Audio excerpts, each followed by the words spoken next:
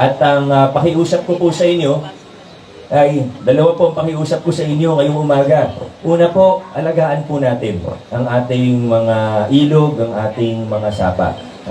At hindi lang naman ilog sapa, pati yung mga drainage natin, pati yung mga kalsada natin. Opo, importante ang papel ng gobyerno, pero ang bawat mamamayan po may bahagi po sa pagpapanatili ng kaayusan, kalinisan sa ating mga barangay at sa ating pamayanan. Kaya pag may nakita po tayo nagtatapon ng basura, sitahin po natin. Pag may nakita po tayong magkusa na po tayo. Alam ko minsan nagkakahiyaan, pero kailangan po talaga tayo na mismo ang magkusa. At para lang po sa kaalaman ng lahat, ay may ginagawa din po ang city kasi tama yung sinasabi ni Vice Dodot kanina Opo, talagang kailangan magtulungan po tayo, lahat tayo ay may bahagi. Pero ikwento ko lang po kayo sa inyo ng konti yung ginagawa ng city para mas mapalakas pa yung implementasyon natin ng mga ordinansa gaya ng anti-smoking, anti-littering.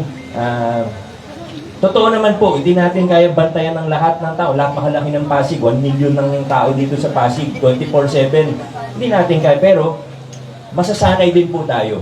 Ang importante po, palakasin natin ang implementasyon sa tulong ng barangay natin ng mga ordinansa, gaya nga po ng anti-smoking, anti-littering. Ang tanong, paano natin gagawin yun? Meron po kaming ginagawa po ngayon. Kasi di ba meron tayong mga panigit. Kaso, aminin ko po, nung nakaraan, kaya siguro hindi nasasanay yung mga tao na yung mga pasaway, nananatiling pasaway. Kasi, ang nangyayari po, matitikitan yung iba, babaliwalain po yung ticket. Alam nila kasi, wala naman mangyayari. Kung di ko bayaran yung multa, wala naman mangyayari sa akin. Yun po yung nangyayari, yun po yung totoo. Kaya nung nakita po namin ito, na malaking porsyento, malaking bahagi ng mga natitikitan, ay binabaliwala lang po yung mga OVR, yung mga ticket.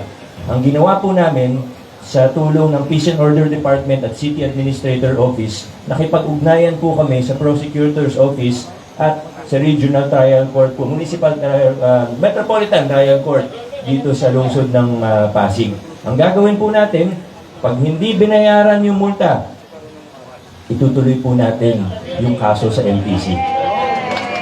Itutuloy po natin yung kaso sa MPC. At ako po, naniniwala ako at sa pag-aaral po natin, na habang nasisimulan na po natin ito, actually, nasimulan na natin, may napailan na po tayo na 50 katao. Sa palagay ko po, pag nalaman, nabalitaan ng mga Pasiggenyo na ganito na po yung ginagawa natin sa Pasig, mas mahigpit na po tayo para mapanatili natin ng kaayusan, kalinisan. Para sa atin lahat naman po ito, di man para sa akin ito. Kung ako lang, hindi na natin gawin ito, pero para sa atin lahat po ito. Pag nalaman ng mga tao, ay, pag hindi pala ako sumunod, hindi lang basta multa, pag hindi ko pa binayaran yung penalty, pwede pa akong makulong. Pwede siguro, susunod na po ang lahat ng tao. Yung mga problema natin, pati sa yung paborito ni Vice Dodot na mga tain ng aso sa daanan. Yan na po siguro. Ito na, masasanay na po ang mga Pasiggenyo na maging maayos, malinis at disiplinado. Pero di ko po kaya mag-isa. Kailangan ko po ng tulong ninyo. Sana magtulong-tulong po tayo. Ipakalat din natin yung balita na gano'n na po ngayon yung ginagawa ng city government. Meron tayong mga sasampulan na papailan natin ng kaso sa MTC. Yung pagpunta pa lang doon na mag-appear sa MTC, malaking abala na po yun. Ano pa, pagka nahatulan ng judge. So yan po, isa po. Isa lang po ang babanggitin pa. Dahil alam ko, may mga yung iba sa inyo, may mga anak o apo na nasa mga public school natin sa K-12. Sino po may anak o may apo? Halos lahat po. Ayan po. Nakiusap po sa atin kasi may mga ibibigay po tayo sa ating mga mag-aaral. Ngayon po, pati yung communications allowance natin, kaya hindi po siya nire-release pa, bagamat nakahanda naman po yung pondo natin, ay nakiusap po yung SDO natin, ang superintendent po natin sa DepEd, na mag-set po ng deadline o ng cut-off para sa mag-aaral. Bakit po? Bakit hindi po agad-agad o kung sino yung pumasok ng first day? Last year, di ba, natatandaan po natin, meron din tayong 1.5 nung umpisa ng school year. Marami naman natuwa doon. Pero, ang nangyari po kasi, maraming nag-enroll dahil nabalitaan nila may 1.5. Umabot ng 160,000 na dapat mga 140 o 150,000 na ang kabataan natin sa K-12. Nag-enroll po sila dahil alam nila na may benepisyo sa Pasig. Kinuha nila yung allowance, kinabukasan hindi na pumasok. Para makasiguro tayo na mga mag-aaral talaga natin, yung matutulungan natin, sabi ng SDO, i-adjust natin, gawin natin na kung sino yung mga pumasok hanggang August 15, yan lang po yung mga bibigyan ng communication allowance natin. So August 15, yun yung deadline, yan yung cut-off. August 16, sinimulan na po, noong August 16, sinimulan na po ng mga principal at ng mga teachers natin na gawin yung payroll. At pag ready na po sila, yung pondo natin ay nandyan, nakaabang lang naman, ibibigay na po natin yung communication allowance. Marami pa tayong mga bagong pati yung meron tayong bago ngayon, naalala niyo po yung malusog na batang Pasigenyo. May adjustment po tayo na ginagawa. Una, medyo sumusubok tayo ng mga bago kung anong mas maganda para sa bata talaga. Yung bata talaga yung makikinabang. Sa dalawang school po this year, susubukan natin yung hot meals ang ibibigay sa mga kabataan. Subukan lang po natin kung maging okay po siya imbis na food pack. Kung may food pack man, baka isa na lang sa isang school year. Tingnan po natin, hindi pa naman po final yan. Pero ang isang bahagi po bago sa MVP natin ay magbababa po tayo. Throughout the school year po ito, this week magsisimula sila 200 per day na estudyante. Mag-check up, mag-annual physical exam tayo sa ating mga kabataan. So kasama po dyan yung sa mata, napaka-importante para pagdating ni Angelo De Leon, hindi nila isipin na si Tony Reyes yun.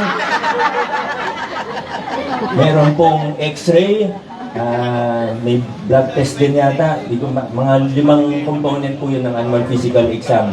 Dahil importante habang nasa murang edad ng ating mga kabataan. So sanay na rin sila magpa-check up, makita kung may mga sakit, baka may TB, maagapan po natin. So yan po, magiging bahagi na po yan ng malusog na batang Pasigenyo po natin. Ayan po.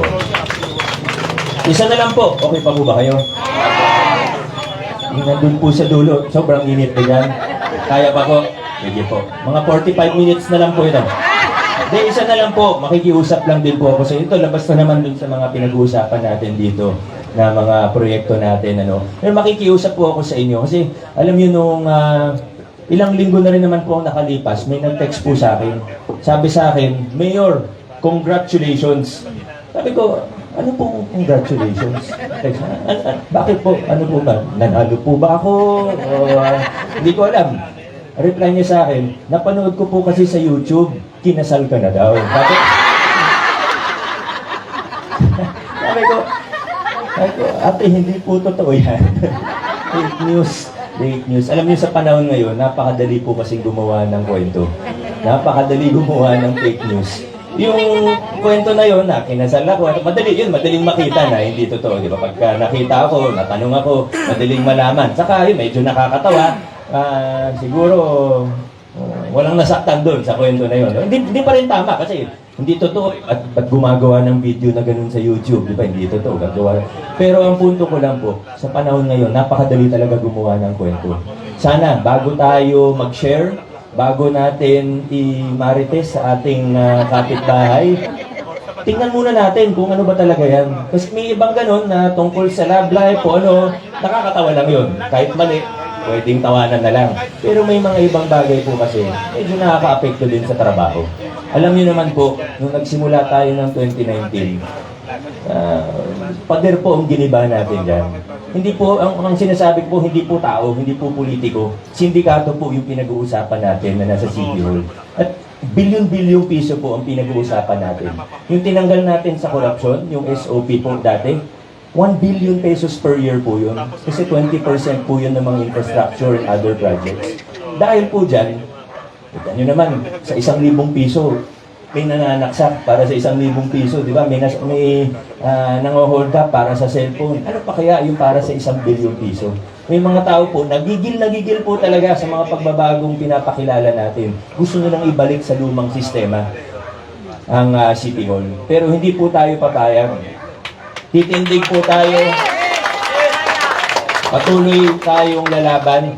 ang pakiusap ko lang po sa inyo, mag-ingat po tayo sa mga bali-balita. Huwag tayo basta mag-share, ano. Tayo open tayo sa pagpuna, open tayo sa tanong. Ako nga po mismo yung may advocacy niyan, yung People's Participation in Governance, yung pagbukas natin ng City Development Council. Dati yung mga, kahit yung, alam to ni Consi, dati yung mga kapitan natin, hindi nakikita ang budget ng City Hall. Yes. Ngayon po, bago i-approve, pinapakita natin sa kanila, sa mga civil society organization, talagang nakabuklat lahat. At dahil nakabuklat lahat, minsan, kukuha ng isang portion, gagawa ng kwento, imamali yung konteksto, wala pa nga, gagawa na lang. So, yan po kailangan maging maingat, maging mapanuri po ang bawat isa sa atin. Okay lang po ba yun? Okay lamang po. Maraming salamat po sa lahat ng taga-Barangay Manggahan. God bless. Mabuhay po kayo. Congratulations. Maraming salamat po, Mayor Vico Soto.